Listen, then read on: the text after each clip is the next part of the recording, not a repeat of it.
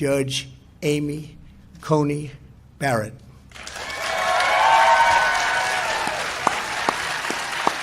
Thank you very much, Mr. President. I am deeply honored by the confidence that you have placed in me. And I am so grateful to you and the First Lady, to the Vice President and the Second Lady, and to so many others here for your kindness on this rather overwhelming occasion. I fully understand that this is a momentous decision for a president. And if the Senate does me the honor of confirming me, I pledge to discharge the responsibilities of this job to the very best of my ability. I love the United States, and I love the United States Constitution. I am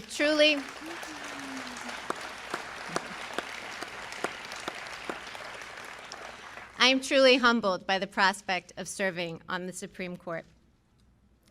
Should I be confirmed, I will be mindful of who came before me. The flag of the United States is still flying at half-staff in memory of Justice Ruth Bader Ginsburg to mark the end of a great American life. Justice Ginsburg began her career at a time when women were not welcome in the legal profession. But she not only broke glass ceilings, she smashed them. For that, she has won the admiration of women across the country and indeed all over the world.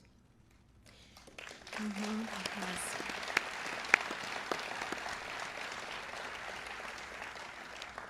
She was a woman of enormous talent and consequence, and her life of public service serves as an example to us all. Particularly poignant to me was her long and deep friendship with Justice Antonin Scalia, my own mentor. Justices Scalia and Ginsburg disagreed fiercely in print without rancor in person. Their ability to maintain a warm and rich friendship, despite their differences, even inspired an opera. These two great Americans demonstrated that arguments, even about matters of great consequence, need not destroy affection. In both my personal and professional relationships, I strive to meet that standard. I was lucky enough to clerk for Justice Scalia, and given his incalculable influence on my life, I am very moved to have members of the Scalia family here today, including his dear wife, Maureen. I clerked for Justice Scalia more than 20 years ago, but the lessons I learned still resonate. His judicial philosophy is mine too. A judge must apply the law as written.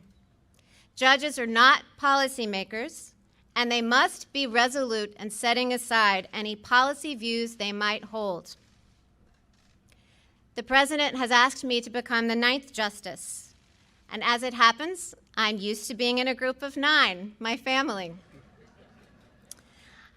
Our family includes me, my husband Jesse, Emma, Vivian, Tess, John Peter, Liam, Juliet, and Benjamin.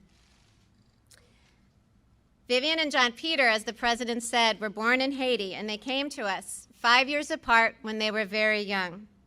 And the most revealing fact about Benjamin, our youngest, is that his brothers and sisters unreservedly identify him as their favorite sibling. Our children obviously make our life very full. While I am a judge, I'm better known back home as a room parent, carpool driver, and birthday party planner. When schools went remote last spring, I tried on another hat.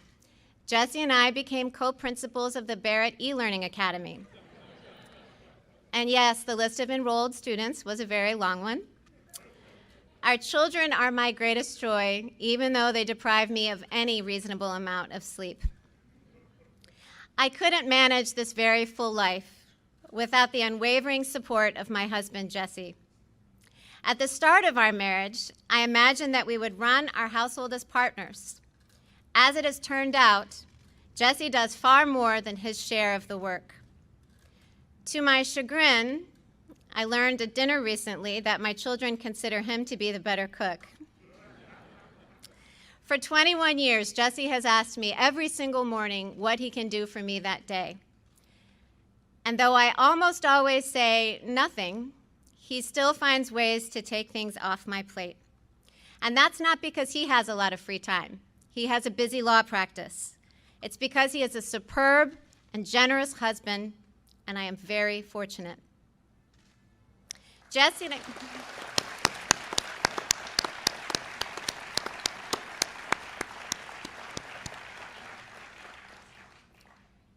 and I have a life full of relationships, not only with our children, but with siblings, friends, and fearless babysitters, one of whom is with us today.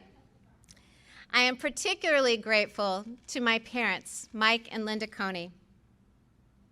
I have spent the bulk of my adulthood as a Midwesterner, but I grew up in their New Orleans home.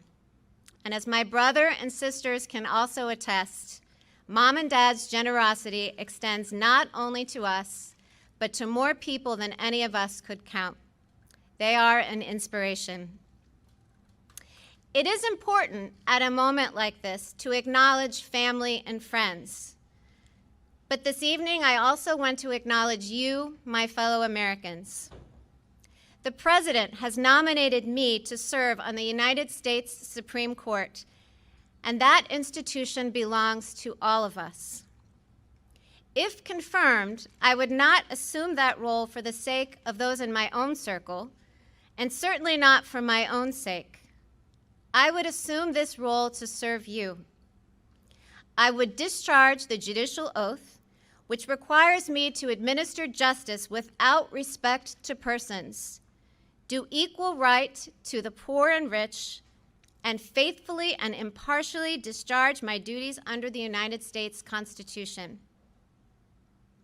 I have no illusions that the road ahead of me will be easy, either for the short term or the long haul.